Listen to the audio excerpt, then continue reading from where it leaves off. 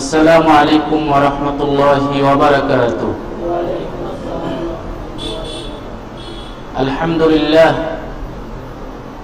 আলহামদুলিল্লাহ নাহমাদুহু ওয়া নাস্তাঈনুহু ওয়া নাস্তাগফিরুহু ওয়া নাউযু বিল্লাহি মিন শুরুরি আনফুসিনা ওয়া মিন সাইয়্যাতি আ'মালিনা। মান ইয়াহদিহিল্লাহু ফালা মুদিল্লা লাহু ওয়া মান ইউদ্লিল ফালা হাদিয়া লাহু। ونشهد أن لا إله إلا الله وحده لا شريك له وأشهد أن سيدنا وحبيبنا ومولانا محمدا عبده ورسوله الذي أرسله بالحق بشيرا ونذيرا وداعيا إلى الله بإذنه وسراجا منيرا. فقد قال الله تعالى في القرآن الكريم: إن الله وملائكته يصلون على النبي يا أيها الذين آمنوا صلوا عليه وسلموا تسليما. اللهم صل على سيدنا محمد وعلى آل محمد كما صليت على إبراهيم وعلى آل إبراهيم إنك حميد مجيد. اللهم بارك على محمد كما باركت على إبراهيم وعلى آل إبراهيم إنك حميد مجيد. اللهم أنت ربي لا إله إلا أنت خلقتني وأنا عبدك وأنا على عهدك ووعدك ما استطعت أعوذ بك من شر ما صنعت أبو لك بنعمتك علي وأبو بذنبي فاغفر لي فإنه لا يغفر الذنوب إلا أنت. اللهم علمنا ما ينفعنا وانفعنا بما علمتنا وزدنا علما. اللهم أرنا الحق حقا وارزقنا اتباعه وأرنا الباطل باطلا وارزقنا اجتنابه. আল্লাহ তাআলা আপনি আমাদের সবাইকে উপকারী জ্ঞান দান করেন। আল্লাহ তাআলা আপনি আমাদেরকে এমন জ্ঞান দান করেন যে জ্ঞান দিয়ে আমি নিজে উপকার সাধিত হব এবং সমাজকে উপকার দিতে পারবো। আল্লাহ তাআলা আপনি আমাদের ইলমে দ্বীনকে বাড়িয়ে দেন। আল্লাহ তাআলা সত্যকে আমাদের সামনে সত্য হিসাবে পেশ করেন এবং সেটাকে অনুসরণ করতে পারি সেই তৌফিক দেন। আল্লাহ তাআলা অসত্যকে অসত্য হিসাবে আমাদের কাছে পেশ করেন এবং সেটাকে বর্জন করতে পারি আল্লাহ তাআলা সে তৌফিক দেন।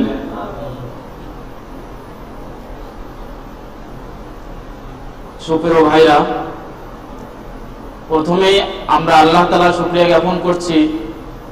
আল্লাহ তাআলা আমাদেরকে পবিত্র জুমার দিনে এশারের নামাজ আদায় করিয়া একমাত্র আল্লাহ তাআলার সন্তুষ্ট অর্জনের জন্য কোরআন এবং হাদিস থেকে আলোচনা শোনার জন্য এখানে বসার তৌফিক দিলেন। সবাই বলে আলহামদুলিল্লাহ। সাথে সাথে দুরূদ ও সালাম পেশ করছি রাসূলুল্লাহ সাল্লাল্লাহু আলাইহি ওয়াসাল্লামের উপরে, যার মাধ্যমে আমরা আল্লাহ তাআলার মনোনীত দ্বীন ইসলামকে এত সুন্দরভাবে পেয়েছি। সবাই পড়ি সাল্লাল্লাহু আলাইহি ওয়াসাল্লাম। সাথে সাথে রূহের মাগফিরাত কামনা করছি ওই সকল সাহাবীদের যারা রাসূলুল্লাহ সাল্লাল্লাহু আলাইহি ওয়াসাল্লামের সাথে থেকে ইসলামের জন্য, ধর্মের জন্য তাদের রক্ত দিয়েছে এবং তাদের জীবনটা পর্যন্ত দিয়ে দিয়েছেন। সবাই পড়ি রাদিয়াল্লাহু আনহুম ওয়া রাদু আন। সর্বশেষ শুকরিয়া জ্ঞাপন করছি আপনাদেরকে, আপনারা যারা দূর দূরান্ত থেকে কোরআন সুন্নাহ রিসার্চ ইনস্টিটিউট এর ভবনে এসে একমাত্র আল্লাহ তাআলার লক্ষ্যে, সন্তোষ অর্জনের লক্ষ্যে কোরআন সুন্নাহ থেকে আলোচনা শোনার জন্য অপেক্ষমান হয়ে বসে আছেন, আপনাদেরকে ধন্যবাদ জানাচ্ছি।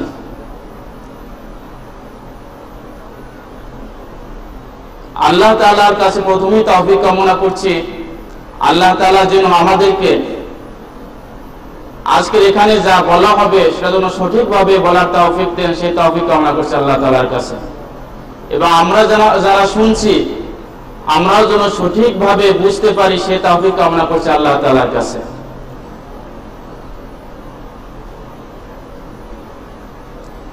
আজকের যে বিষয়টা নিয়ে আমরা আলোচনা করব সে বিষয়টা হলো সৎকর্ম সংরক্ষণের উপায়। তো একটি প্রশ্ন হতে পারে যে মানুষের সৎকর্ম কি নষ্ট হয়? মানুষের সৎকর্ম কি নষ্ট হয়? মানুষের সৎকর্ম নষ্ট হয় কিনা এই প্রশ্নের জবাব হলো মানুষের সৎকর্ম নষ্ট হয়। দেখি কোরআন সুন্নাহ আমাদের কি বলছে এই ব্যাপারে। আল্লাহ তাআলা সূরাত আয-যারিয়াত এর 56 নম্বর আয়াতে বলছেন, ওয়ামা খালাকতুল জিন্না ওয়াল ইনসা ইল্লা লিয়াবুদুন, আমি মানব জাতি আর জিন জাতিকে কেবলমাত্র সৎকর্মের জন্যই সৃষ্টি করেছি। এরপরে সূরাতুল বাকারা এর 25 নম্বর আয়াত, এখানে আল্লাহ তাআলা বলছেন, ওয়াবাশশিরিল লাযীনা আমানু ওয়া আমিলুস সালিহাতি আন্না লাহুম জান্নাতিন তাজরি মিন তাহতিহাল আনহার। এই আয়াতে আল্লাহ বলছেন, হে নবী, আপনি যারা ঈমান এনেছে এবং সৎকর্ম করেছে আপনি জান্নাতের সুসংবাদ দেন। এরপরে আল্লাহ তাআলা সূরাতুল বাকারার 110 নম্বর আয়াত এবং সূরাতুল মুজাম্মিলের 20 নম্বর আয়াত, সেখানে আল্লাহ বলছেন, ওয়ামা তুকদ্দিমু লিআনফুসিকুম মিন খায়রিন তাজিদুহু ইনদাল্লাহ, তোমরা যা কিছুই সৎকর্ম করেছো এটা সব কিছু জমা রয়েছে আল্লাহ তাআলার কাছে, তোমরা আখিরাতে অথবা কিয়ামতে এগুলো পাবে। এরপরে অন্য আরেক আয়াতে সূরাতুল হুজরাতের 2 নম্বর আয়াতে আল্লাহ বলছেন, আন তাহবাতু আমালুকুম ওয়া আনতুম লা তাশউরুন, তোমাদের সৎকর্মগুলো নষ্ট হয়ে যাবে, তোমরা টেরও পাবে না, তোমরা অনুধাবন করতে পারবে না, অথচ তোমাদের সৎকর্মগুলো নষ্ট হয়ে যাবে। সূরাতুল মায়েদার 5 নম্বর আয়াতে আবার আল্লাহ বলছেন, ফাকাদ হাবিতা আমালুহু ওয়া মান ইয়াকফুর বিল ঈমানি ফাকাদ হাবিতা আমালুহু ওয়া হুয়া ফিল আখিরাতি মিনাল খাসিরিন। আল্লাহ এই আয়াতে বলছেন যে তোমাদের সৎকর্মগুলো নষ্ট হয়ে যাবে, শেষ হয়ে যাবে, বিলীন হয়ে যাবে এবং তোমরা আখিরাতে ক্ষতিগ্রস্ত হবে। আমরা এই আয়াতগুলোকে যদি সমন্বয় করি তাহলে 4টা জিনিস আমরা দেখতে পাই।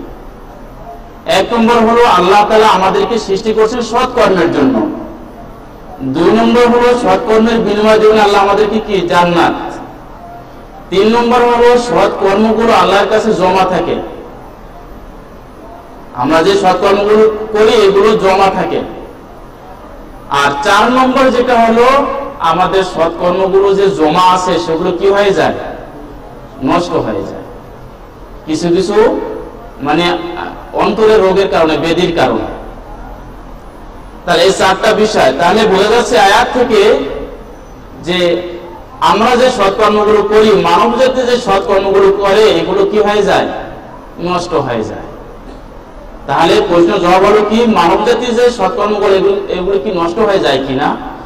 এই প্রশ্নের জবাব হলো কি, যে মানব জাতি যে সৎকর্মগুলো করে এগুলো কোনো কোনো ব্যাধির কারণে কি হয়ে যায়?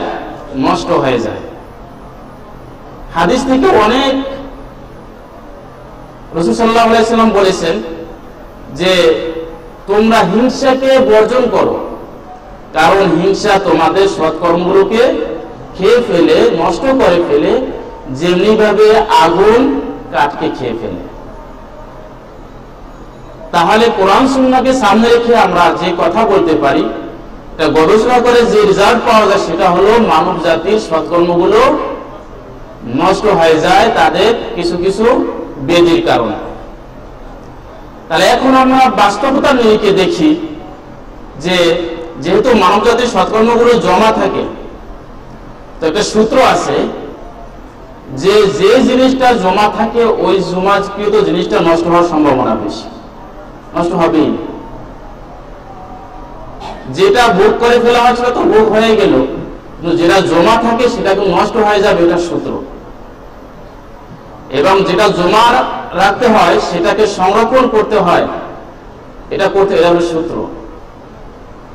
যেমন উদাহরণটা এভাবে বলা যায়, কৃষক যখন ক্ষেত থেকে ফসল অথবা অন্য যে ধান চাল যেগুলো নিয়ে আসে, সেগুলো যেটা পরবর্তী বছর খাওয়ার জন্য অথবা পরবর্তী কয়েক মাস পরে যেটা খাবে, সেটা যেটা জমা রাখে, সেটা কিন্তু প্রথমে যেভাবে জমা রাখে, কেমনে জমা রাখে, আগেই সে খেয়াল করে আমি জমা রাখবো এটা নষ্ট হয়ে যাবে কিনা, যার কারণে সে যে পাত্রটা নির্বাচন করে সেটা খুব মজবুত, যেখানে ইঁদুর অথবা পোকামাকড় ঢুকে খাবারটা কি করতে পারবে না, নষ্ট করতে পারবে না। ওইভাবে চিন্তা করেই একটি মজবুত পাত্র নির্বাচন করে।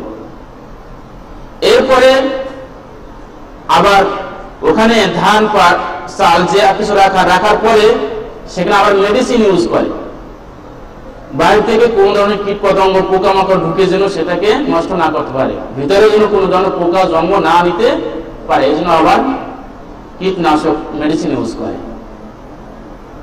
এটা কি জন্য? যেহেতু জিনিসটা জমা আছে ওটা নষ্ট হয়ে যেতে পারে, সে সংরক্ষণের জন্য। একটু মডার্ন আজকে আধুনিক যুগে আমরা যারা কম্পিউটার ইউজ করি, তো ইন্টারনেট ইউজ করি, আমরা যে কম্পিউটারে ফাইলগুলো রাখি, সেই ফাইলগুলো কিসে ধরে নষ্ট করতে পারে? ভাইরাস।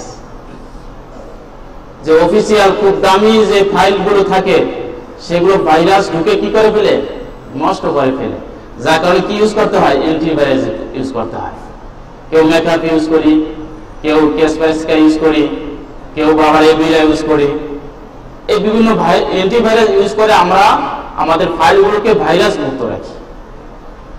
তাহলে বাস্তবতার আলোকে যে সূত্রের যে একটা সূত্র আছে, সেই সূত্রের আলোকেও বোঝা যায় যে মানব জাতি যে সৎ কর্মগুলো করে এগুলো যেহেতু জমা থাকে, আর যে জিনিসগুলো জমা রাখা হয়, মজুদ রাখা হয়, সেগুলো নষ্ট হতে পারে, এটা বাস্তবতার নিরিখে বলা যায়।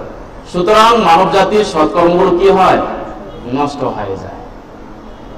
তাহলে আমরা পেলাম যে মানব জাতির সৎকর্মগুলো নষ্ট হয়ে যায়।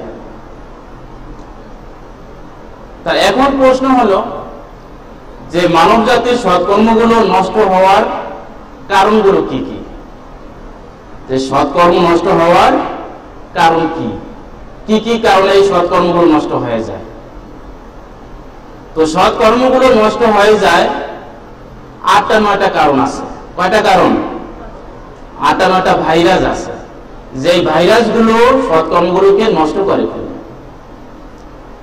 তার ভিতরে একটি হলো আশিরকুল আসগর, রিয়া। শিরকুল আসগরের অর্থ হলো কি? রিয়া। 2 নম্বর হলো শিরকুল আকবার, বড় ধরনের শিরক, বড় শিরক যেগুলো, এগুলো মানুষের সৎকর্মগুলোকে নষ্ট করে ফেলে। 3 নম্বর হলো অহংকার, তাকাব্বুর, কিবের। আরবিতে বলা হয় তাকাব্বুর অথবা কিবের, আর বাংলাতে বলা হয় অহংকার, আমি আমি ভাব। 4 নম্বর হলো হিংসা। হিংসাও মানব জাতির সৎকর্মগুলোকে কি করে ফেলে? নষ্ট করে ফেলে, খেয়ে ফেলে। 5 নম্বর হলো গীবাত, অন্যের গীবাত করা, এটাও নষ্ট করে ফেলে সৎকর্মকে। 5 নম্বর হলো খোঁটা দেওয়া। 6 নম্বর হলো জুলুম করা, অন্যের উপর অত্যাচার করা। 7 নম্বর হলো না জেনে কথা বলা, না বুঝে না জেনে যে কথাগুলো বলে, এই কথাগুলো তার আমলকে নষ্ট করে দেয়। 8 নম্বর হলো বিদআত, বেদাতিক কার্যক্রম, এটাও মানুষের সৎকর্মগুলোকে কি করে দেয়? নষ্ট করে দেয়। তাহলে আমরা পেলাম 8টা বিষয়ে যেগুলো মানুষের সৎকর্মকে কি করে ফেলে? নষ্ট করে ফেলে। তার 1 নম্বর হলো রিয়া। রিয়া সম্পর্কে রাসূলুল্লাহ সাল্লাল্লাহু আলাইহি ওয়াসাল্লাম বলেছেন, ইয়াকুম ওয়াশ-শিরকাল আসগর। ক্বালু ইয়া রাসূলুল্লাহ ওয়া মা শিরকুল আসগর? قال رسول الله صلى الله عليه وسلم الرياء. يقول الله سبحانه وتعالى يوم يجازي العباد اذهبوا إلى الذين كنتم ترونهم في الدنيا هل فانظروا هل تجدون عندهم جزاء. রাসূলুল্লাহ সাল্লাল্লাহু আলাইহি সাল্লাম বলেছেন, ও আমার উম্মতেরা, তোমরা শিরকুল আসগরকে বর্জন করো। সাহাবায়ে কেরাম শিরকুল আসগর বুঝতে পারলেন না শিরকুল আসগর কি। তখন সাহাবায়ে কেরাম জিজ্ঞাসা করলেন, ইয়া রাসূলুল্লাহ, শিরকুল আসগর জিনিসটা কি, বুঝলাম না তো। তখন রাসূল সাল্লাল্লাহু আলাইহি সাল্লাম বললেন, শিরকুল আসগর হলো রিয়া, লোক দেখানো কাজকর্ম, ইবাদত বন্দেগী। রাসূল সাল্লাল্লাহু আলাইহি ওয়াসাল্লাম আরো বললেন, আল্লাহ তাআলা কাল কিয়ামতের দিবসে যারা লোক দেখানোর জন্য ইবাদত বন্দেগী করে, যারা লোক দেখানোর জন্য হজ করে, যারা লোক দেখানোর জন্য সালাত করে, যারা লোক দেখানোর জন্য যাকাত দেয়, সদকা করে, তাদেরকে আল্লাহ তাআলা কিয়ামতের দিন ডেকে বলবে যে তোমরা যা ওদের কাছে, যাদেরকে দেখানোর জন্য তোমরা ইবাদত বন্দেগী করেছিলে, আমার কাছে তোমাদের কোনো প্রতিদান নেই, ওদের কাছে গিয়ে দেখো যে ওরা তোমাদেরকে কিছু দিতে পারে কিনা। তাহলে রিয়া জিনিসটা হলো এমন মারাত্মক, লোক দেখানো যে ভাবটা অন্তর ভিতরে আসে, এটার কারণে পুরো জীবনের সব কিছু কি হয়ে যায়, নষ্ট হয়ে যায়। যার কারণে সারা জীবনের আপনার আমার অর্জিত যে ইবাদত বন্দেগী গুলো, এগুলো কিয়ামতের দিন আমরা আল্লাহর কাছে পাবো না। এই সবগুলো পাবো যে ওগুলো নষ্ট হয়ে গেছে, আল্লাহ তাআলার কাছে আমাদের কোনো প্রতিদান থাকবে না। তো রাসূলুল্লাহ সাল্লাল্লাহু আলাইহি ওয়াসাল্লাম অন্য একটা হাদিসে বলেছেন, যেটা মুসলিম শরীফের হাদিস 1905 নম্বর হাদিস। রাসূলুল্লাহ সাল্লাল্লাহু আলাইহি ওয়াসাল্লাম এখানে বলেন যে, এখানে রাসূলুল্লাহ সাল্লাল্লাহু আলাইহি ওয়াসাল্লাম বলেছেন যে কাল কিয়ামতের দিবসে যখন বিচার কার্য শুরু হয়ে যাবে, তখন একে একে সকলকে ডাকা হবে। প্রথমে ডাকা হবে যারা ইসলামের পথে শহীদ হয়েছে, এমন একজন লোককে ডাকা হবে। ডেকে আল্লাহ তাআলা বলবেন, আমি তোমাকে শক্তি দিয়েছিলাম, আমি তোমাকে সাহস দিয়েছিলাম, এই যে নিয়ামতগুলো আমি তোমাকে দিয়েছি, এগুলোর সাথে তুমি কিরকম আচরণ করেছিলে। তখন ওই ব্যক্তি বলবে যে, হে আল্লাহ, আমি আপনার পথে, ইসলামের পথে জিহাদ করেছি এবং জিহাদ করতে করতে আমার জীবনটা আপনার পথে দিয়ে দিয়েছি। তখন আল্লাহ তাআলা বলবেন, তুমি মিথ্যা বলেছো, মিথ্যুক, তুমি জিহাদ করেছো, তুমি শহীদ হয়েছো, এগুলো হয়েছে তুমি এই জন্য, লোকে তোমাকে বীর বিক্রম বলবে, এই জন্য লোকে তোমাকে অনেক বড় সাহসী বলবে, এই জন্য তুমি এই কাজগুলো করেছো। আর লোকে তো তোমাকে সাহসী এবং বীর যোদ্ধা বলে ফেলেছে, তুমি রেজাল্ট পেয়ে গেছো, আমার কাছে আর তোমার কোনো রেজাল্ট নেই। রাসূলুল্লাহ সাল্লাল্লাহু আলাইহি সাল্লাম বলেন, তখন আল্লাহ তাআলা ফেরেশতাকে নির্দেশ দেবে, এই ব্যক্তিকে জাহান্নামে ফেলে দাও। তখন ফেরেশতারা তাকে টেনে হেসে জাহান্নামে উপর করে ফেলে দিবে, বলেন নাউযুবিল্লাহ। তাহলে এই ব্যক্তিটা কিন্তু সে ইসলামের জন্য কাজ করেছে, সে নিজের জীবনটা পর্যন্ত ইসলামের পথে, ধর্মের পথে দিয়ে দিয়েছে, কিন্তু সমস্যা ছিল অন্তরে কি, রিয়া। শুধু রিয়ার কণা থাকার কারণে সে তার সবচেয়ে মূল্যবান জীবনটা ইসলামের জন্য দিয়েও সে কিন্তু রক্ষা পেল না, তাকে জাহান্নামে যেতে হলো। লম্বা হাদিসের পরে অংশ আল্লাহ বলছেন, রাসূল সাল্লাল্লাহু আলাইহি ওয়াসাল্লাম আল্লাহ বলছেন, এরপরে আল্লাহ তাআলা ডাকছেন কাকে, আলেমকে ডাকবেন। কাকে ডাকবেন, আলেমকে ডাকবেন, হাফিজুল কোরআনকে ডাকবেন। কারো রক্ষা নেই, আল্লাহ হলো ন্যায়পরায়ণ, সবার উপরে সমান নজর।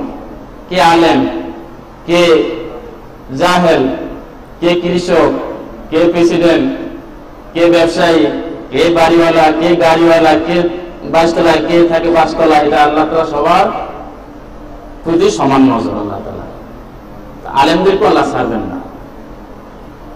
তো পরে সাল্লাল্লাহু আলাইহি ওয়াসাল্লাম বলেছেন, এরপরে ডাকা হবে আলেমদেরকে, হাফিজুল কোরআনদেরকে ডাকা হবে, ডেকে বলবে, আমি তোমাকে জ্ঞান দিয়েছিলাম, আমি তোমাকে সুললিত কণ্ঠ দিয়েছিলাম, এই নিয়ামতের সাথে তুমি কি আচরণ করেছিলে। হাফিজুল কোরআনকে ডেকেও বলবে, আমি তোমাকে কোরআন মুখস্থ করার মতো শক্তি দিয়েছিলাম এবং তোমাকে সুললিত কণ্ঠ দিয়েছিলাম, তুমি কিরকম আচরণ করেছো এই নিয়ামতের সাথে। তখন ওই ব্যক্তি বলবে, আলেম বলবে, আল্লাহ আমি তো আপনার বান্দাদেরকে দ্বীনের কথা শুনিয়েছিলাম, তাদেরকে ধর্মের দিকে ডেকেছিলাম। এবং হাফিজুল কোরআন বলবে, আল্লাহ আমি আপনার বান্দাদেরকে কোরআন শুনিয়েছিলাম এবং কোরআন দিকে তাদেরকে ডেকেছিলাম, কেবলমাত্র আপনার সন্তুষ্টির জন্যই করেছিলাম। তখন আল্লাহ তাআলা বলবেন, মিথ্যুক, তুমি মিথ্যা বলেছো, তুমি এই কাজগুলো করেছো এই জন্য যে সমাজের লোক তোমাকে বড় আলেম বলবে, সমাজের লোক তোমাকে বড় হাফিজুল কোরআন বলবে, বড় কারি বলবে, এই জন্য তুমি করেছিলে। রাসূলুল্লাহ সাল্লাল্লাহু আলাইহি সাল্লাম বলেন, এরপরে ফেরেশতাকে আল্লাহ তাআলা নির্দেশ দিবেন, যাও একে নিয়ে যাও, একে জাহান্নামে ফেলে দাও। অতঃপর ফেরেশতারা তাকে টেনে হেঁচড়ে উপর করে জাহান্নামে ফেলে দেবে। বলেন নাউজুবিল্লাহ। শুধুমাত্র তার ভিতরে কি ছিল? লোক দেখানো ভাব ছিল, লোকে আমাকে এটা বলবে। এটার কারণে সে যা পরিশ্রম করেছিল কিয়ামতের দিন সব ভিজতে যাবে, সব নষ্ট হয়ে যাবে। এরপরে এই হাদিসের শেষ অংশে বলা হয়েছে, রাসূলুল্লাহ সাল্লাল্লাহু আলাইহি সাল্লাম বলেছেন, এরপরে ডাকা হবে দানশীলকে, যিনি আল্লাহর পথে বেশি বেশি দান করবেন, একে ডাকা হবে। ডেকে বলা হবে, আমি তোমাকে সকল ধরনের সম্পদ দিয়েছিলাম, তুমি সেই সম্পদের সাথে কি রকম আচরণ করেছিলে? এই যে নিয়ামত দিয়েছিলাম, সেই নিয়ামতের সাথে তুমি কি রকম আচরণ করেছিলে? তখন ওই ব্যক্তি বলবে, হে আল্লাহ, আপনি যে আমাকে সম্পদ দিয়েছিলেন, এই সকল সম্পদ আমি আপনার পথে ব্যয় করেছিলাম, মাদ্রাসা প্রতিষ্ঠা করার কাজে ব্যয় করেছিলাম, গরিব মিসকিনদেরকে দান করেছিলাম এবং সমাজের উন্নয়নমূলক কাজে ব্যয় করেছিলাম। আল্লাহ, এ সবগুলো আমি আপনার সন্তুষ্টির জন্যই করেছি। তখন আল্লাহ তাআলা বলবেন, মিথ্যুক, তুমি মিথ্যা বলেছো, তুমি এই কাজগুলো করেছো লোকে তোমাকে দানবীর বলবে সেজন্য, আমাকে সন্তুষ্টির জন্য নয়। ফেরেশতাকে বলা হবে, একে জাহান্নামে ফেলে দাও। তাকে টেনে হেঁচড়ে জাহান্নামের দিকে নিয়ে যাবে এবং উপর করে জাহান্নামে ফেলে দেওয়া হবে। বলেন নাউজুবিল্লাহি মিন যালিক। মুসলিম শরীফের হাদিস, সহিহ হাদিস। এই হাদিস থেকে কি মনে হয়? যে সারা জীবনে অর্জিত যে সৎ কর্মগুলো, যাদের কথা বলা হলো, কেউ কাফের ছিলেন না, সবাই মুসলিম ছিলেন, সবাই ইসলামের পথে। একজন ছিলেন মুজাহিদ, যিনি জীবনকে দিয়ে দিয়েছিলেন, আর একজন ছিলেন আলেম, যিনি অনেক ঝড় তুফানের মুখে জীবনের সাথে বাজি রেখে সে ইসলামের পথে দাওয়াতি কাজ করেছিল, তার অবস্থা হবে এটা। আর একজন দানশীলতার কথা বলা হয়েছে, সে ইসলামের পথে অকাতরে দান করেছিলেন তার সম্পদ থেকে। এত কিছু করার পরেও তারা আল্লাহর কাছে রেহাই পেলেন না। কারণটা কি ছিল? রিয়া ছিল তাদের কাজের ভিতরে। কি ছিল? তার রিয়া। এটা মানুষের সৎকর্মকে কি করে দেয়? নষ্ট করে, একটা ভাইরাস। এবং বর্তমান সমাজে রিয়া বা লোক দেখানো এটা মহামারী রূপে এমন ভাবে ছড়াইছে যে কেউ কাজ করলে একটু মন্ত্রের ভিতরে আসে, আমাকে মানুষে ভালো বলবে, এটা সবার ভিতরে। বিশেষ করে ফেসবুকে, যারা ফেসবুক ইউজ করেন, ওখানে কোথায় গিয়ে 2 রাকাত সালাত পড়ছে, ওটা বলে আমি অমুক মসজিদে গেলাম, এখন এইমাত্র 2 রাকাত সালাত পড়ে চলে আসলাম, সবাই দেখছে। আবার অমুক স্পটে গেলাম, শাইখের সাথে দেখা হলো, অনেক মত বিনিময় হলো, এই সেই অনেক কিছু। মানে ভালো কিছু করে, এটা হলো আমি বলি এই জন্য ফেসবুকটা হলো শয়তানের একটা শিখ। এটা দিয়ে শয়তান মানুষকে আমলগুলোকে নষ্ট করে দিচ্ছে। হ্যাঁ, ফেসবুক ইউজ করো, ভালো কাজে ইউজ করি। আপনি সুন্দর একটা রাসূলের কথা দিয়ে দেন ওখানে, তোমরা একটি কোরআনের আয়াত অনুবাদ করে দিয়ে দেন, এটা থেকে একজন পড়ে শিখবে। তো নিজের ব্যাপারটা ওখানে তুলে ধরে ধরে আমি একজন অমুক, এটা তো দরকার না, এটা জন্য তো ফেসবুক না। তাহলে আমরা ফেসবুকটা আমরা যেন ওইভাবে ইউজ করি ইনশাআল্লাহ, আমার নিজেকে শো করার জন্য না। তাহলে রিয়া হলো এমন মারাত্মক একটা ব্যাধি যেটার কারণে রাসূলুল্লাহ সাল্লাল্লাহু আলাইহি ওয়াসাল্লাম বলেছেন রিয়াকারীকে হলো ধোঁকাবাজ। রিয়াকারীকে কি বলেছেন? হাদিস এসেছে, তিরমিজি শরীফের হাদিস। এক ব্যক্তি রাসূলুল্লাহ সাল্লাল্লাহু আলাইহি সাল্লামের কাছে আসলেন, আসার পরে বললেন, ইয়া রাসূলুল্লাহ, আপনি আমাকে নাজাতের পথ দেখান। কি কাজ করলে আমি নাজাত পাবো, জান্নাত পাবো, জাহান্নাম থেকে মুক্তি পাবো? রাসূলুল্লাহ সাল্লাল্লাহু আলাইহি সাল্লাম বললেন, তুমি আল্লাহ এবং তার রাসূলকে ধোঁকা দিও না। বলে নাউযুবিল্লাহ, আমরা যেন আল্লাহ এবং তার রাসূলকে ধোঁকা না দিই। তো ব্যক্তি চাইলেন নাজাত, নাজাতের পথ চাইলেন, মুক্তির পথ চাইলেন। আল্লাহ রাসূল সাল্লাল্লাহু আলাইহি সাল্লাম বলেন, আল্লাহ এবং তার রাসূলকে কি করো না, ধোঁকা দিও না।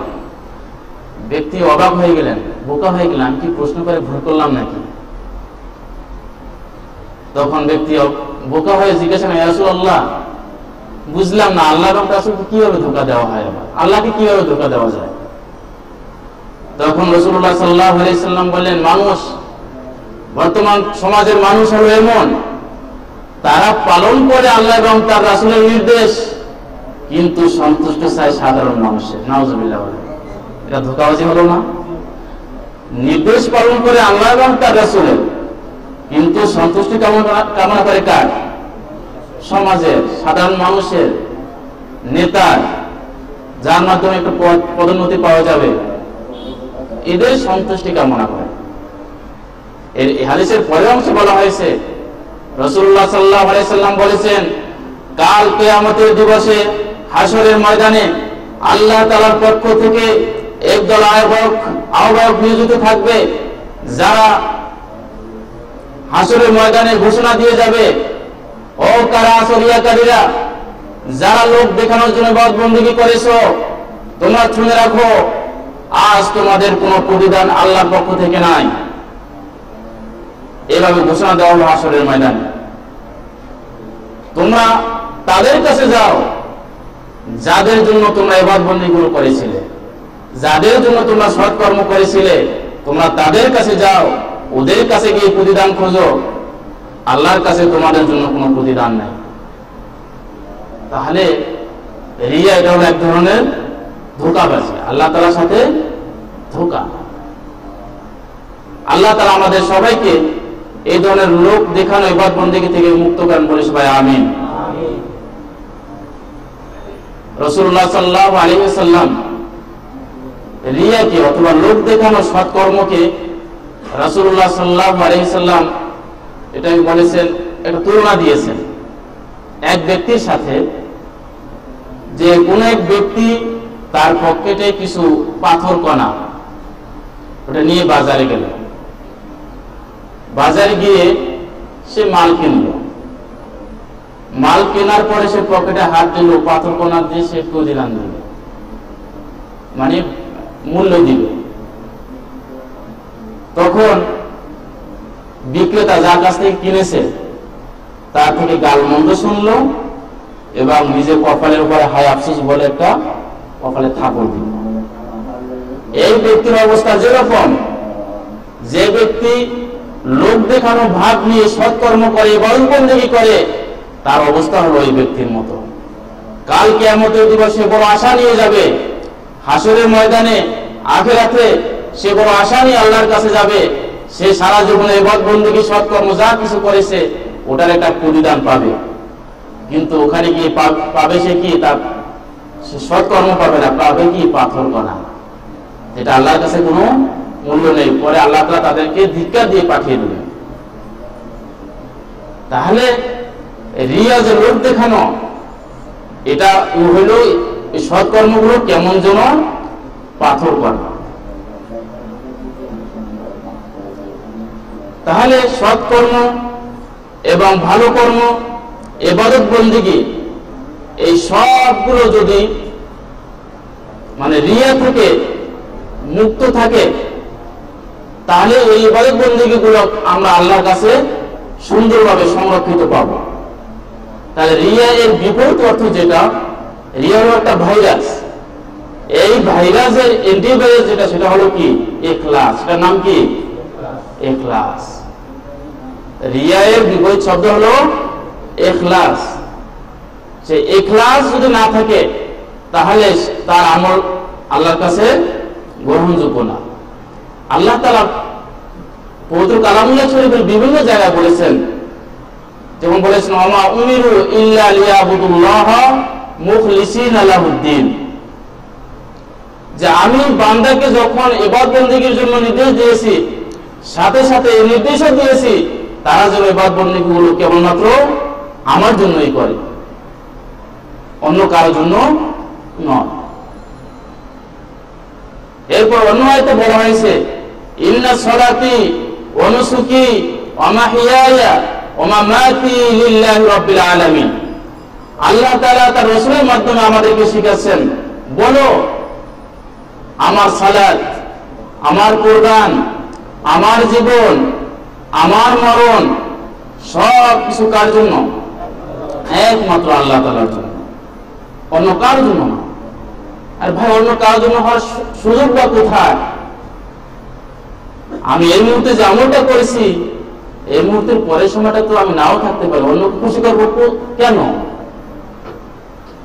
এই সময় পরে আমি যখন দুনিয়াতে থাকবো না, যার কাছে চলে যাবো সে কে? সে আল্লাহ। কাজী রাজি খুশি তো করতে হবে আল্লাহ তাআলাকে। এই জন্য অ্যান্টিভাইরাস যেটা হলো রিয়া, একটা ভাইরাস, মানুষের সৎকর্মকে নষ্ট করা একটা ভাইরাস হলো রিয়া, লোক দেখানো ভাব। এটার অ্যান্টিভাইরাস হলো কি ইখলাস। অ্যান্টিভাইরাসটা কি হবে? ইখলাস মানে হলো সকল কর্ম একমাত্র কার জন্য করব? আল্লাহ তাআলার জন্য করব। এখন একটা প্রশ্ন হতে পারে যে আমি কেমনে বুঝবো, কিভাবে বুঝবো যে আমার কর্মের ভিতরে রিয়া মিশ্রিত আছে? কিভাবে বুঝবো এটা? আলী রাদিয়াল্লাহু তাআলা আনহু এটা সুন্দর জবাব দিয়েছেন। আলী কারামাল্লাহু ওয়াজহু তিনি বলেছেন যে লিল মারাই সালাসু আলামাত, যে রিয়াকারীর জন্য রয়েছে তিনটা নিদর্শন।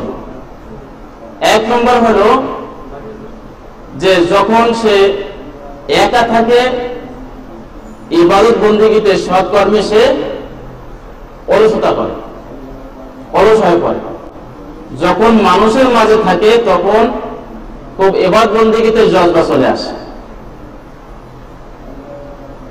তিন নম্বর হলো যখন কেউ প্রশংসা করে তখন ইবাদত বন্দেগী বেড়ে যায়। আবার কেউ যখন নিন্দা করে, 4 নম্বর, যখন কেউ নিন্দা করে তখন ইবাদত বন্দেগীর পরিমাণ কমে যায়।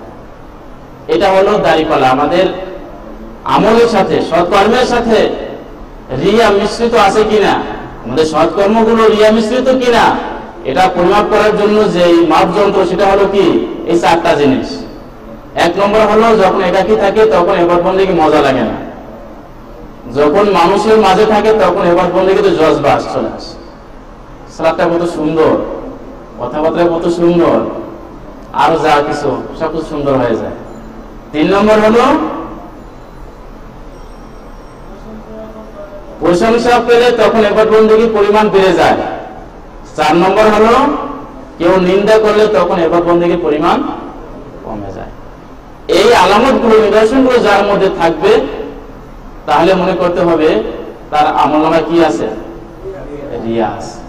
এটা মনে হয় সবার ভিতরেই আছে। কারণ আমি প্রথমেই বলেছি যে রিয়া হলো এমন একটা মহামারী, এটা সমাজের সকল শ্রেণীর লোকের মাঝে ছড়িয়ে পড়েছে। যেমন যখন নির্বাচনের সময় চলে আসে তখন কেউ যায় উমরা করতে। কারণ কি, বাংলাদেশি মানুষগুলো তো একটু ধার্মিক, এদেরকে বোকা বানানোর জন্য এতই যথেষ্ট যে আমি একটু ধার্মিকতা ভাব দেখালে হয়, কিছু কর্ম এদেরকে দেখালেই হয় যেটা দিনদারিত্বের আলামত বা নিদর্শন। তখন দেখা যায় উমরা হজ করা হিরিক পড়ে। এরপরে দেশে এসে আলহাজ কলিমউদ্দিন সাহেবকে শেয়ার মার্কে ভোট দিন। আলহাজ, শুধু আলহাজটা লাগানোর জন্য সে কি করে এসেছে? হজ করার জন্য গেছে এবং চলে এসেছে, হজ করেছে। এরপরে দেখবেন যখন নির্বাচন আসে, যে আমাদের পাশে একজন চেয়ারম্যান ছিলেন, তো উনি দেখাচ্ছে ওনার পাশে যে সঙ্গ পঙ্গ যারা ছিল, বলেছে কোনো কোনো দিন দেখেছি সে আসর নামাজ 5 বার পড়েছে, জরুরি নামাজ সে 5 বার পড়েছে, এমন দেখেছি। কেমন? এক জায়গায় কিছু লোক আছে, তাদেরকে বোকা মারছে, নামাজিটা বুঝাতে হবে। আসর তো হয়ে গেছে, মসজিদ আছে পাশে, হ্যাঁ মসজিদ আছে, সালাতটা পড়েনি, তো সে সালাত এক জায়গায় পড়ে আসছে। অত নির্বাচনের আগে সে সালাত পড়তোই না, নির্বাচন যখন এসেছে এক জায়গায় সালাত পড়েছে, তাও এইভাবে এসে আরেক জায়গায় যখন ক্যাম্পেইনে আসলো, তখন সেখানে এসে যখন লোকজন দেখলো তাই সালাতটা পড়েনি, আপনারা একটু অপেক্ষা করেন আমি কথা বলবো, সালাত পড়লো। সালাত পরে আরেক জায়গায় গেল, সেখানে গিয়ে কিছু লোক দেখলো একটু বসে, আমি আসল সালাতটা পড়েনি। তো উনি বললেন এইভাবে কোনোদিন দেখেছি 5 বার 7 বার আসল সালাত পড়ে, শুধুমাত্র কি জন্য? আমার দেশের মানে সরলমনা মানুষগুলোকে বোকা বানানোর জন্য। এরপরে যেটা করে দেখবেন যে বিশেষ করে মানে এটা ক্লাসিফিকেশন আছে, সাধারণ মানুষের রিয়া, আলেম ওলামাদের রিয়া, অন্যান্যদের রিয়ার মধ্যে পার্থক্য আছে। আলেম ওলামারা কি বলে? তাদের রিয়া হলো এরকম যে যখন ওয়াজ করতে উঠে তখন শুধু নিজের মিসাল টানে। যেমন কিছুদিন আগে একটা জুমার খুতবায় শুনেছি, উনি বলতেছেন আমি 35 বছর পর্যন্ত তাহাজ্জুদ সালাত পড়তেছি, আপনারা এইভাবে পড়বেন। মানে নিজেকে দিয়ে মিসাল টানে, রিয়া। এই কথা দিয়ে তার 35 বছরের সকল তাহাজ্জুদ সালাত কিন্তু কি হয়ে গেছে? বরবাদ হয়ে গেছে, ধ্বংস হয়ে গেছে। আবার কেউ বললো আমি আপনারা ফজরের সালাতের পরেও কি করবেন না, ফজর পর্যন্ত মানে সূর্য উদয় পর্যন্ত বসে থাকবেন, জিকির আজকার করবেন, পরে 2 রাকাত সালাত পরে বের হয়ে যাবেন, যে কাজটা আমি করি। একটু দিয়ে লাগে, এটা বড় উদ্দেশ্য আছে। আমি আপনি মনে করতেছি যে কেন বলতেছি, বলতেছে সে তার বুজুর্গি ভাব আপনার কাছে পেশ করতেছে, মূলত উদ্দেশ্য হলো এটাই। সে যে বুজুর্গ, এই কথাটা আপনার কাছে সে বুঝাতে চাচ্ছে আমি একজন বুজুর্গ মানুষ, আমাকে শ্রদ্ধা করো, এই কথার অর্থ কিন্তু এটাই। এটা একটা রিয়া। তাহলে আলেমদের রিয়ার ধরন আর সাধারণ মানুষের রিয়ার ধরনের পার্থক্য আছে, ঠিক না? তাহলে এই আলেমগুলিতে কি করে? সাধারণ মানুষকে বোকা বানায়। সাধারণ মানুষ পরে কি করে? আল্লাহ খাইছে তো, হুজুর তো অনেক বড় বুজুর্গ, 35 বছর সালাত পড়লো, তাহাজ্জুদ সালাত পড়লো একাধারে, এরপরে 35 বছর পর্যন্ত সে ফজরের সালাতের পরে সূর্যোদয় পর্যন্ত বসে বসে জিকির আজকার করে, তো অনেক বড় বুজুর্গ মানুষ, তো যার ফুকের জন্য তো এর কাছে যেতে হবে। তারপরে কিছু হাদিস হতে একে দিলে জানাতে মানে আখিরাতে নাজাত পাওয়া যাবে, এরপরে আস্তে ধীরে সে পিশাব সাজে, মানে কিছু এগুলো রিয়া। অথচ এই কথাটার কারণে কোরআন হাদিস সাক্ষী দেয় তার সকল আমল কি হয়ে গেছে? বরবাদ হয়ে গেছে। কাজেই ভাইদের প্রতি আমার যেটা অনুরোধ, আজকের এই ফিতনার যুগে আমরা যেন রিয়া মুক্ত ইবাদত বন্দেগী করতে পারি, সেই তৌফিক আল্লাহ তাআলার কাছে কামনা করছি, বলি সবাই আমিন।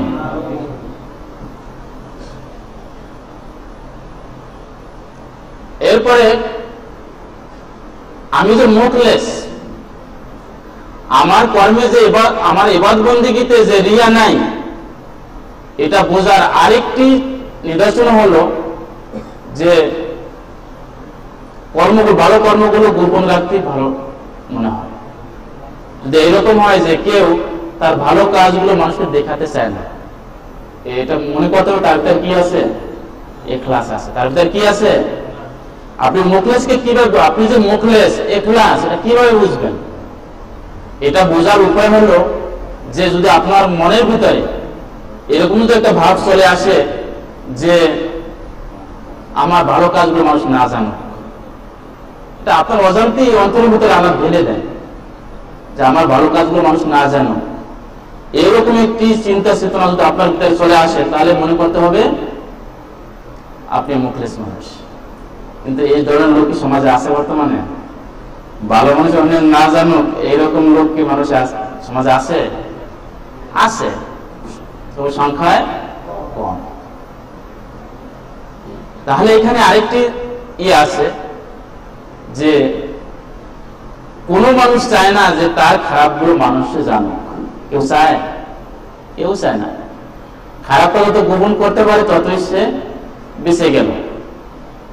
তাহলে এখানে মুখলেসের, এখানে হুকামারা যে কথা বলেছেন, ইসলামী চিন্তাবিদ ইবনে সিনা রাহমাতুল্লাহ আলাইহি একটা গবেষণা দিয়েছেন এখানে, যখন একজন মানুষের মধ্যে সৎকর্ম আর পাপ কর্ম দুইটার ভ্যালু মানুষকে জানানোর ক্ষেত্রে সমপর্যায় হবে, তখন বুঝতে হবে সে কি মুখলেস। এর অর্থ হলো সে নিজের খারাপটা মানুষ জানুক এটা পরোয়া করে না, নিজের খারাপটা মানুষে জানুক এটা পরোয়া করে না।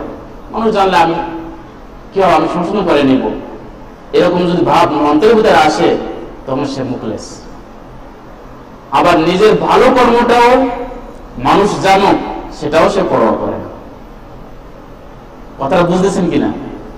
যে তার কাছে তার ভিতরে ভালোটা এবং মন্দটা দুটোই একই স্তরে। ভালোটা মানুষ জানুক তাতে আমার সমস্যাকে জানুক, খারাপটা মানুষ জানুক তাতে বা আমার সমস্যাকে জানুক, আমার ইসলাম পথ খুলে যাবে। তাহলে এইরকম ভাব যদি কারো ভিতরে আসে তাহলে বুঝা যাবে তার ভিতরে কি আছে, ইখলাস আছে। সে যা ইবাদতই করছে সবকিছু আল্লাহ তাআলার জন্যই করছে। তাহলে এক নম্বর ভাইরাস ছিল কি? রিয়া। এক নম্বর ভাইরাস কি? রিয়া। আমরা সবাই আমাদের জীবন থেকে, আমাদের ভালো কর্ম থেকে রিয়াকে সবসময় বাতিল করার চেষ্টা করবো, এটা থেকে দূরে থাকার চেষ্টা করবো। আমরা সবাই পারবো না ইনশাআল্লাহ? আজকের থেকে আমরা এই অঙ্গীকারাবদ্ধ হব যে আমরা যা কিছু করব সবকিছু কার জন্য করব? আল্লাহ তাআলার জন্য করব। মানুষ আমাকে ভালো বললো না মন্দ করলো ওটা দেখার সময় বা কোথায়, ওইটা যেন আমরা পরোয়া না করি। দুই নম্বর হলো যেটা ভাইরাস, সেটা হলো আশিরকুল আকবার। আশিরকুল আকবার মানে বড় ধরনের শিরক। রিয়াটা হলো ছোট শিরক, আরেকটি হলো বড় শিরক। বড় শিরক যেমন কি আল্লাহর সাথে অন্য কাউকে শরীক করা, আল্লাহর সমতুল্য অন্য কাউকে মনে করা, বা আল্লাহর জায়গায় অন্য কাউকে বসানো, তো এটাকে বলা হয় শিরকুল আকবার।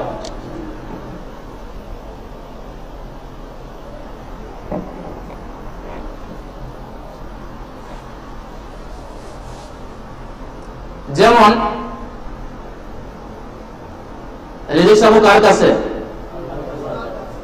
আল্লাহর কাছে। যদি খাজা বাবার কাছে চাই তাহলে দেখি ছোট শিরক হলো না বড় শিরক হলো? বড় শিরক হলো। আর বড় শিরক হলে সে ইসলাম থেকে বেরিয়ে যায়। বড় শিরক হলে সে কি হয়? ওয়া মান ইউশরিক বিল্লাহি ফাকাদ দাল্লা দালালান বাঈদা। যে ব্যক্তি আল্লাহর সাথে কাউকে শরীক করলো সে পথভ্রষ্ট হয়ে গেল, সে গোমরাহির ভিতরে পড়ে গেল। উলামারা বলেছেন, সকল উলামা কিরাম একমত হয়েছেন যে এই আয়াতের ব্যাখ্যায় যে যদি কোনো ব্যক্তি শিরকুল আকবার করে, বড় ধরনের শিরক করে, তাহলে সে তার অজান্তেই তার মিল্লাত থেকে সে বের হয়ে যায়, তার ধর্ম থেকে সে বের হয়ে যায়। আরেকটা উদাহরণ নেন। আল্লাহ তাআলার একটি কথা শুনলাম, রাসূল সাল্লাল্লাহু আলাইহি ওয়াসাল্লামের কথা শোনার পরে আমার শাইখের কথাটাকে যদি গুরুত্ব দেই তাহলে এটা শিরকুল আসগর হলো না আকবার হলো? শিরকুল কি হলো? এটা আল্লাহ তাআলার কথাকে মানা, এটা হলো আল্লাহ তাআলার পাওনা আমাদের থেকে। সেই ক্ষেত্রে যদি আল্লাহ তাআলার কথার উপরে, তার বিধানের উপরে, তার মতামতের উপরে যদি অন্য কারোর মতকে প্রাধান্য দেওয়া হয়, এটা হবে শিরকুল আকবার।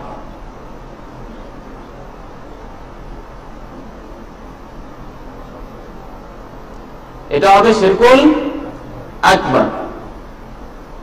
আমাদের সমাজে কি এটা আছে? নাই, আছে? তাহলে নিজের অজান্তেই সেই ধর্ম থেকে কোথায় চলে যাচ্ছে, বেরিয়ে যাচ্ছে। এটা একটা ভাইরাস। আর একটি কথা মনে রাখবেন, এই যে 8টা বেদের কথা বললাম, রিয়া থেকে শুরু করে শিরকুল আসগার, শিরকুল আকবার থেকে শুরু করে বেদাত পর্যন্ত, এই 8টা যে ভাইরাস, ও প্রতিটা ভাইরাস কিন্তু নিজের অজান্তেই আপনার আমলের ভিতরে ছড়িয়ে যাবে। কথাটা আবারও বলি, কম্পিউটারে যখন ভাইরাস ঢোকে তখন কি আপনাদের খবর দিয়ে আসে, হ্যাঁ কম্পিউটারের মালিক আমি আসতেছি, আপনার যে ফাইলগুলো আছে ওগুলো নষ্ট করতে হবে, এই জন্য আমি আসতেছি, খবর দিয়ে আসে না। আপনার ওই যে চালের গোলায় যখন পোকামাকড় ইঁদুরগুলো ঢোকে তখন কি মালিককে বলে যায় যে সাহেব আমার তো খুব ক্ষুধা পেয়েছে, আপনার ধানগুলো আমার খেতে হবে, নষ্ট করতে হবে, তাই পারমিশন দেন? পারমিশন নিয়ে আসে নাকি? তাহলে এই যে 8টি রোগের কথা বলা হলো, ভাইরাসের কথা বলা হলো, সেম কাহিনী। রিয়া যে আপনার অজান্তে রিয়া হয়ে যাবে। সালাতে দাঁড়ালেন, দাঁড়ানোর পরে কেমন যেন একটা মনের ভিতরে শয়তান ঢুকিয়ে দিল, এই চিন্তাটা করো যে লোকে তোমাকে সালাত নামাজি বলবে, শেষ, আপনার সালাতটা শেষ হয়ে গেল। তাহলে এই যে 8টি ভাইরাসের কথা বলা হলো, এই সবগুলোই কিন্তু কি হবে, আপনার অজান্তে আপনার আমল নামাতে ঢুকে আপনার আমল নামাগুলো নষ্ট করে দিবে। তো সেই শিরকুল আকবার অনুরোধ যে আমরা যে কাজগুলো করছি আমাদের অজান্তেই কিন্তু আমরা বড় বড় শিরক করে ফেলছি, আমাদের অজান্তেই কিন্তু আমরা আমাদের ধর্ম থেকে, ইসলাম থেকে বেরিয়ে পড়ছি, আমরা জানিও না। তাহলে দ্বিতীয় ভাইরাস যেটা হলো শিরকুল আকবার। এরপর আরো যে কাজগুলো করি, মাজারের কাছে গিয়ে সিজদা করি, সিজদা প্রাপ্য কে? একমাত্র আল্লাহ তাআলা। যারা করে তারা তো ভালো মনে করে করতেছে, ঠিক না? যে এখানে এক শায়েখ ঘুমিয়ে আছে, তার শুনে যদি আমার উপর পড়ে তাহলে তো আমি কিয়ামতে জাহান্নাম থেকে মুক্তি পেয়ে যাব, তার চিন্তা চেতনা কিন্তু ভালো, তার ধারণা কিন্তু ভালো। এরপরে সে শায়েখের কাছে গিয়ে, কবরের কাছে গিয়ে সন্তান চাচ্ছে, সন্তান দেওয়ার মালিক কে? চাইতে হবে কার কাছে? অন্যের কাছে গেলে চাইলে শিরকুল আকবার। ছোট শিরক না কিন্তু ওটা, ছোট শিরক হলো লোক দেখানোর জন্য বাদ বন্দেগী, এটাই ছোট শিরক। বাকি যত শিরক আছে সব শিরক শিরকুল আকবার। সন্তান চাইতে হবে কার কাছে? আল্লাহর কাছে। দেওয়ার মালিক কে? আল্লাহ। চাইতে হবে কার কাছে? অন্যের কাছে চাইলে সেটা কি হবে? এই শিরকুল আকবার দিয়ে আমাদের অজান্তেই, আমাদের সমাজের মানুষগুলো তাদের অজান্তেই ধর্ম থেকে বেরিয়ে পড়েছে। এটা অনেক বড় একটা ভাইরাস যেটা সমাজে ছড়িয়ে পড়েছে। তাহলে শিরকুল আসগর এবং শিরকুল আকবার, আজকে এই দুটো ভাইরাসের কথাই বললাম। এবং এই দুটো ভাইরাসের অ্যান্টিভাইরাস হলো, শিরকুল আসগরের অ্যান্টিভাইরাস হলো আল ইখলাস, একমাত্র কার জন্য ইবাদত করা? আল্লাহর জন্য। এবং শিরকুল আকবরের অ্যান্টিভাইরাস হলো আত তাওহীদ, আর তাওহীদ চাইতে হবে কার কাছে? একমাত্র কার কাছে? আল্লাহর কাছে। ইবাদত করতে হবে একমাত্র কার জন্য? আল্লাহর জন্য। তারপরে যে হুকুম আহকাম মানে কথা, একমাত্র কার হুকুম আহকাম? আল্লাহ তাআলা। অন্যটা হলে সেটা কি হয়ে যাবে? আল্লাহর সাথে শিরকুল আকবার হয়ে যাবে। আল্লাহ তাআলা আমাদেরকে এই যে দুটো ভাইরাস আছে, খুব মারাত্মক ভাইরাস, যেটা মানুষের মধ্যে আজ মহামারী আকারে দেখা দিচ্ছে, সবাই চাচ্ছে নিজেকে একটু ভালো কর্মগুলো দেখিয়ে দেখিয়ে মানুষকে দেখাইয়া মানুষের কাছে মানে প্রিয় হতে, সমাজকে দেখাইয়া সমাজের কাছে প্রিয় হতে, এবং নিজের নেতাকে দেখিয়ে নেতার কাছ থেকে একটু পদমর্যাদা পেতে, এবং নিজের সাহেবকে দেখিয়ে সাহেবদের একটু নৈকট্য লাভ করতে, এই বিভিন্ন কারণে মানুষ আজ এই শিরকুল আসগরে এবং তাদের নিজের স্বার্থ অর্জনের জন্য নিজের অজান্তেই মানুষগুলো, সমাজের মানুষগুলো আজ শিরকুল আকবার পরিণত হতে যাচ্ছে এবং পরিণত হয়ে যাচ্ছে। তো আল্লাহ তাআলার কাছে আমরা তাওফিক কামনা করছি, এই ধরনের দুটো বড় ভাইরাস, যে ভাইরাসগুলো আমাদের কর্মগুলোকে, আমাদের ভালো কর্মগুলোকে, সৎ কর্মগুলোকে এবং আমাদের আমলের সালিহগুলোকে নষ্ট করে দিচ্ছে, আল্লাহ তাআলা যেন আমাদেরকে শিরকুল আকবার এবং শিরকুল আসগর থেকে যেন রক্ষা করেন, বলে সবাই আমিন। এবং আপনাদের সবাইকে ধন্যবাদ জানাচ্ছি, সাথে সাথে আপনাদের সবাই কাছ থেকে দোয়া কামনা করছি, আল্লাহ তাআলা যেন আমাদের সবাইকে ভালো মানুষ হিসেবে কবুল করে নেন। আসসালামু আলাইকুম ওয়া রাহমাতুল্লাহি ওয়া বারাকাতুহু।